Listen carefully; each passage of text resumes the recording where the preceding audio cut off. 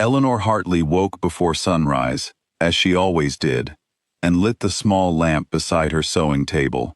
The morning air in Bath was cool and quiet, and the street outside her window had not yet filled with the sound of carriage wheels and market sellers.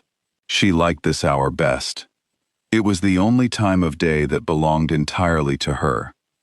Her shop was small, tucked between a bakery and a bookbinder, with a wooden sign above the door that read simply, E. Hartley, Dressmaker. Inside, bolts of fabric leaned against the walls in soft shades of blue, cream, and rose, and a half-finished gown sat on a wooden form near the window, waiting for its final stitches. Eleanor had built this shop with her own hands, her own savings, and a stubbornness that surprised even her father. At 26, she had become known across Bath for her fine embroidery and her patient, careful work.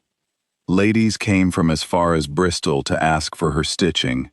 She was proud of what she had made. But there were mornings, like this one, when her mind wandered somewhere she did not let it go during the busy hours of the day. It wandered back 3 years, to a summer assembly she had attended only because her father had been invited as a courtesy, and to a young man who had spent the evening asking her opinion of books, instead of dancing with the most fashionable women in the room. His name, back then, had simply been Lord Edmund Ashworth. He was not yet a duke. His father, the old Duke of Ashbourne, was still alive, and Edmund was only the second son, a quiet young man with serious eyes, who seemed out of place among the noise and glitter of the assembly hall. Eleanor remembered how he had approached her near the refreshment table, not with the confidence of a nobleman used to admiration, but almost shyly, asking if she had read a particular novel that was popular that season. She had not expected to enjoy his company as much as she did. They danced twice that evening, which was already more attention than a physician's daughter usually received from a lord's son, and then they had walked together along the edge of the garden, talking until the musicians inside began to pack away their instruments. He spoke of his love for old maps and forgotten places. She spoke of the dresses she dreamed of designing one day, ones that did not simply follow fashion, but told a story through their stitching. He listened as though her words mattered.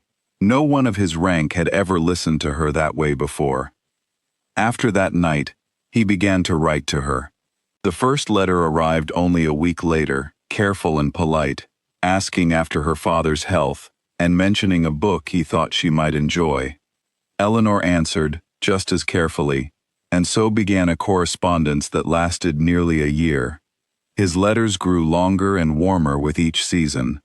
He told her about his travels, his thoughts on the running of his family's estate, his hopes for a future that did not feel chained entirely to duty. She told him about her small triumphs in dressmaking, about her father's patience, about the books she was reading by candlelight, long after she should have been asleep. She knew, even then, that a future between them was unlikely.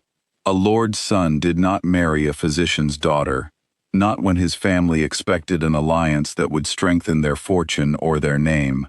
But hope is a stubborn thing, and Eleanor allowed herself, quietly and carefully, to hope anyway. Then, without warning, the letters stopped. She remembered the exact week it happened, because she had counted the days afterward, telling herself there must be a simple explanation. Perhaps he was traveling, perhaps he was unwell. She wrote to him twice more, gentle and uncertain, asking if all was well. No answer came. Weeks became months. Eventually she heard through the usual channels of gossip that traveled even as far as Bath, that Lord Edmund Ashworth's father had grown ill, and that the family was occupied with private matters no one outside their circle understood. Eleanor told herself this explained everything. A son attending to a dying father had no time for letters to a dressmaker's daughter. She told herself this, and she believed it, mostly. But as the months stretched into a year, and no letter ever came, even after his father's death was announced, and Edmund became the new Duke of Ashbourne. She allowed herself to accept what seemed the only sensible truth, that whatever he had felt for her during that summer had not survived the weight of his new responsibilities. A duke needed a wife who could strengthen his position, not a woman who mended hems for a living. She had been, perhaps, nothing more than a pleasant memory from a season before his life became serious. It hurt more than she let herself admit, even to her father, who watched her grow quieter that year and never asked why. Instead of dwelling on it, Eleanor poured herself into her work. She opened her shop 2 years later with the small inheritance left to her by an aunt, and she built a life that, if not the one she had once imagined, was at least entirely her own. She stopped reading the society pages that occasionally mentioned the Duke of Ashbourne's activities in London. She stopped flinching when she heard his name spoken in the street. By the time 3 years had passed, she believed she had finally let him go. It was an ordinary Tuesday morning when everything changed. Eleanor was kneeling beside the dress form near the window, a row of pins held carefully between her lips, adjusting the fall of a sleeve, when she heard the sound of carriage wheels slowing on the street outside. This was not unusual in itself. Fine carriages sometimes passed through her street on their way to the grander houses up the hill. She did not look up at first, focused instead on the stitch she was placing. But the carriage did not pass. It stopped.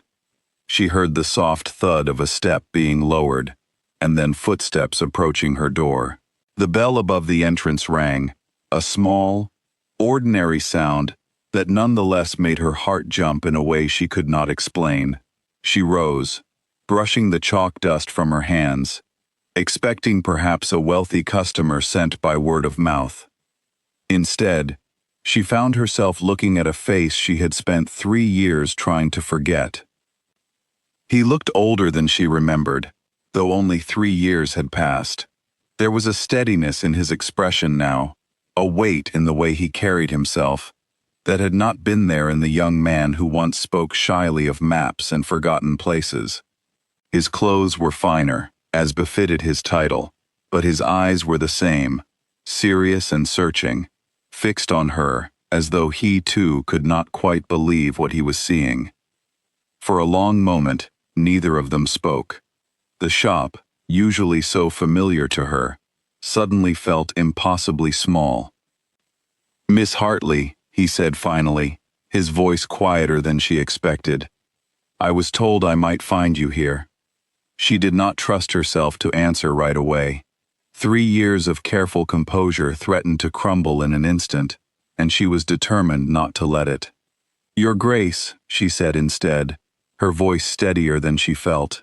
"This is unexpected."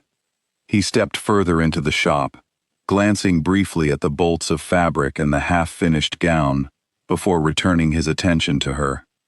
"I imagine it must be," he said.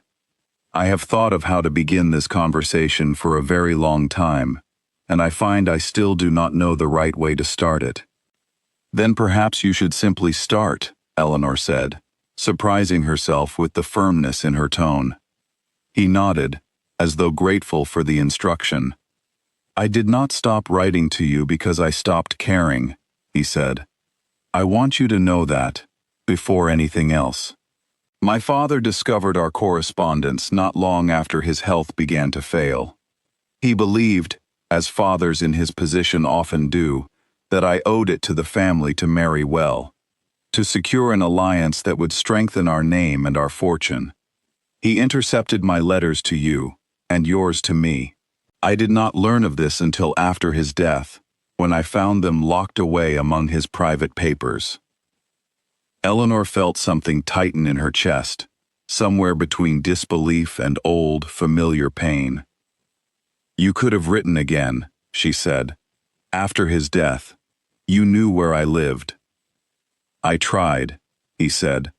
"But by then, my father's death had revealed debts hidden for a generation, estates mismanaged, tenants who depended on decisions I was not prepared to make. I spent the better part of a year simply trying to keep the dukedom from collapsing entirely.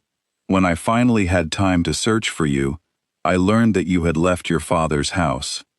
No one in the village could tell me where you had gone. I searched for months, through every connection I had, and found nothing. Eventually, I feared you had married, or that you wished never to hear from me again, and I told myself I had no right to disturb whatever peace you had found. Eleanor was quiet for a moment, turning his words over carefully. They explained so much of what she had once tried so hard not to wonder about. But 3 years of believing herself forgotten could not be undone by a single conversation, however sincere it seemed. "Then why are you here now?" she asked. A mutual acquaintance mentioned, only a few weeks ago, a remarkably skilled dressmaker in Bath, known for her fine embroidery, he said. Something about the description made me think of you, though I told myself it was foolish to hope. I came to see for myself, fully prepared to find I was wrong. He paused. I was not wrong. Eleanor did not know what to say. Relief and anger seemed to rise in her at the same time, tangled together in a way she could not easily separate. You might have written ahead, she said, sent word, rather than simply appearing at my door.